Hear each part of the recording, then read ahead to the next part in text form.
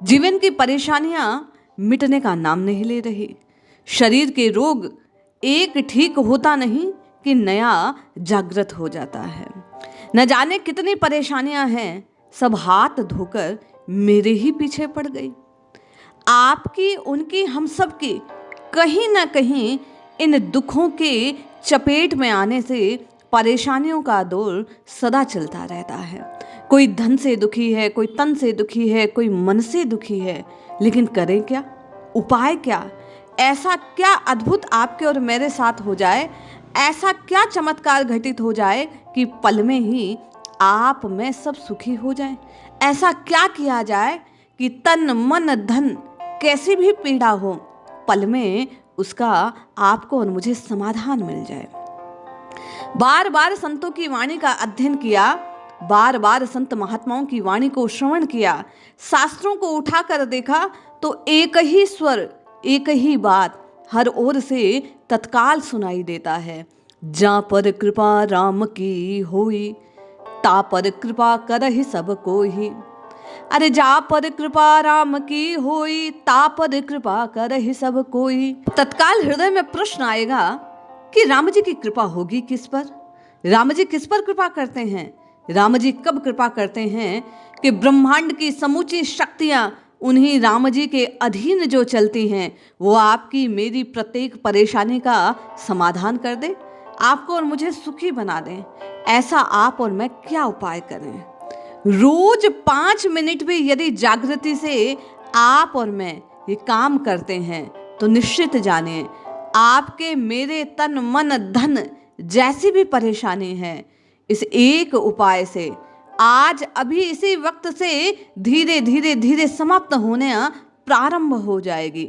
आने वाले कुछ समय तक यदि ये प्रयोग आप निरंतर करते हैं, रोज नियम पूर्वक दृढ़ संकल्पवान हो, ये 5 मिनट अपने सुधार के लिए आप अपने जीवन में चेतना के साथ बिता देते हैं, तो निश्चित जानिए आपका जीवन बदलेगा ही बदलेगा।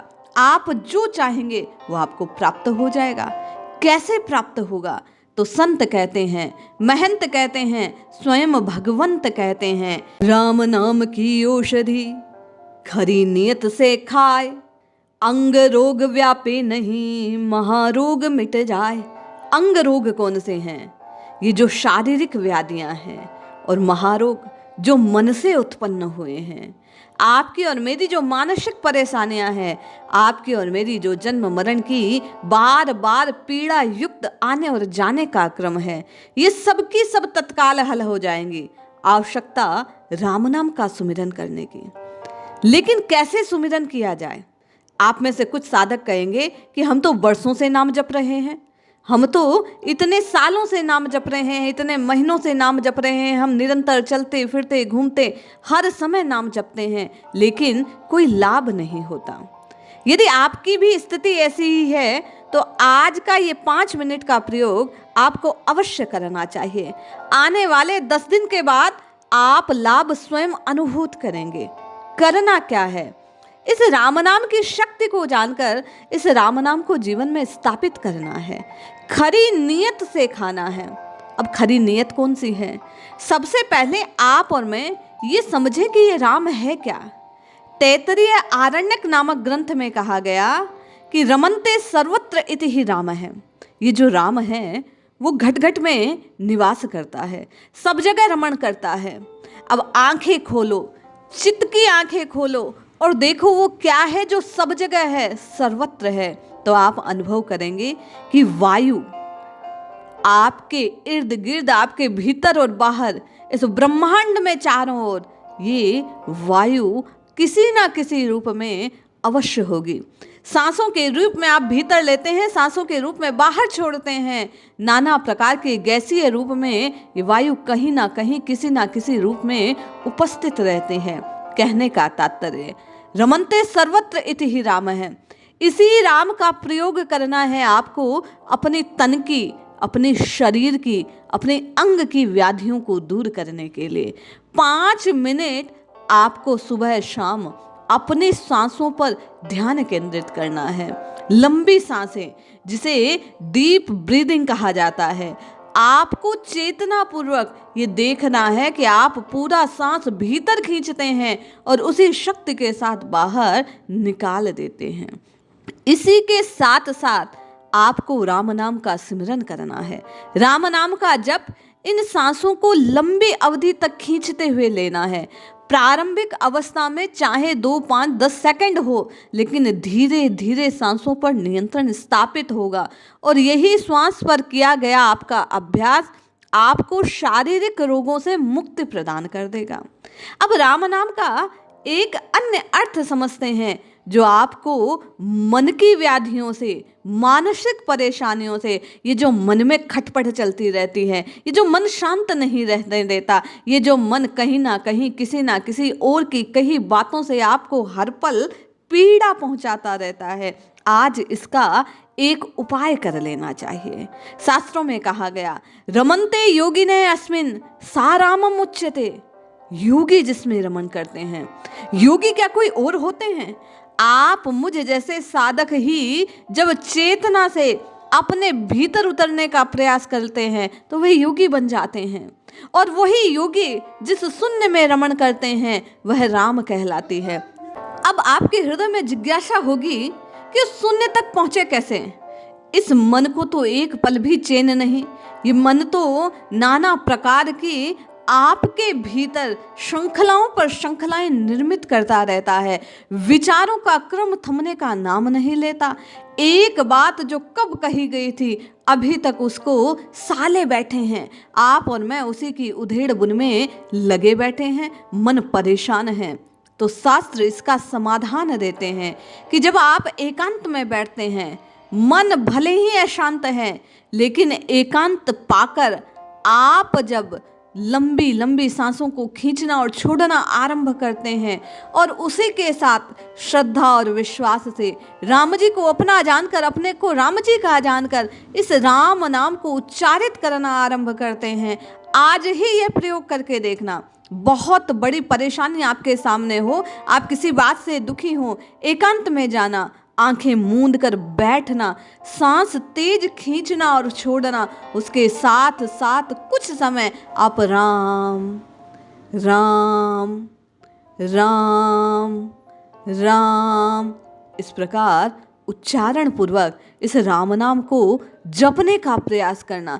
आप तत्काल पाएंगे कि आपके भीतर जो तूफान था वो धीरे धीरे शांत होने लगता है। और यह 5 मिनट का जो प्रयोग है, यदि आप रोज निश्चय पूर्वक करने लगते हैं तो धीरे धीरे मन पे नकेल कसने लगती है, आपका मन शांत होने लगता है, आपके समय का सदुपयोग होने लगता है, आपको वो मौका मिलने लगता है जब इस मन का प्रयोग कर आप अपने जीवन मरण से छूटने का प्रयास कर पाएंगे। अब कुछ साधक वर्ग ये जिज्ञासा रखेगा कि भगवान के तो इतने नाम हैं, किसी भी नाम के साथ हम ये प्रयोग कर सकते हैं, फिर राम नाम की बाध्यता क्यों? तो राम नाम के अर्थ को समझने के लिए इसके संधि विच्छेद को करके आप जानेंगे कि इस छोटे से नाम में कितनी अद्भुत शक्ति है।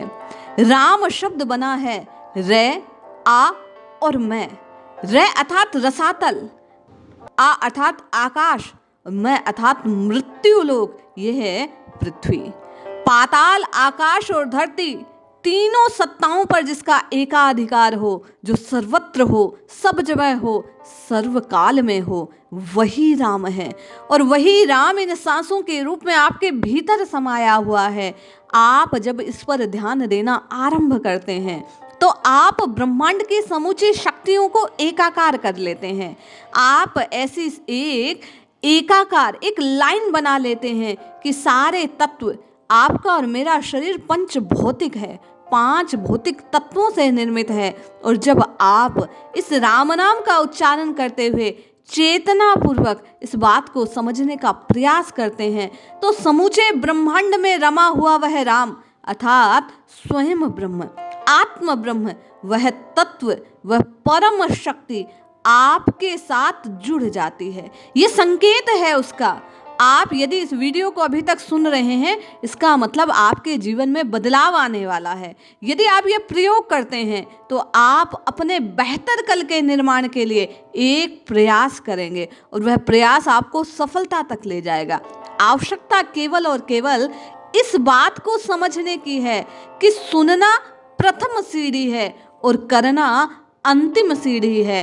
करते ही आप उसके प्रयोग करने के साथ साथ उसके मिलने वाले फल तक पहुंचने के लिए चल पड़ते हैं, और जो घर से निकलता है वो पहुंचता अवश्य है जहां उसे जाना होता है। रास्ता लंबा या छोटा हो सकता है, लेकिन मंजिल आती जरूर है। इसलिए यदि आप वास्तव में अपनी परेशानियों से बचना चाहते हैं तो एक बार सब ओर से ध्यान हटाकर एकांत में बैठिए। अपने आप को जानने के लिए, स्वयं से स्वयं तक की यात्रा करने के लिए इस राम नाम के साधन को अपनाइए। पूर्व में भी मैंने कहा, ये राम नाम एंटीना के जैसा है। जैसे एंटीना सैटेलाइट से सिग्नल्स को लेकर आपके यहाँ प्रत्येक चीज को संचालित करता है, टीवी, कंप्यूटर आदि में चलचित्र आने लगते हैं, उसी प्रकार जिह्वा के अग्रभाग पे जब आप राम नाम का एंटीना रखेंगे तो समूचे ब्रह्मांड में फैली हुई वह नाद ब्रह्म की शक्ति आपके साथ जुड़ेगी और आपका प्रत्येक काम बनने लग जाएगा। धन, मन, तन सब संयोजित हो जाएंगे, संतुलित हो जाएंगे, हर अभाव दूर हो जाएगा। करना केवल और केवल चेतना पूर्वक इस राम नाम का जप है। जपिए, रमण कीजिए इस राम नाम में, अपनी सांसों का प्रयोग कीजिए और 5 मिनट का सदुपयोग कर अपने जीवन को बदलने का एक प्रयास अवश्य कीजिए। जय श्री हरि, जय जय श्री सीताराम।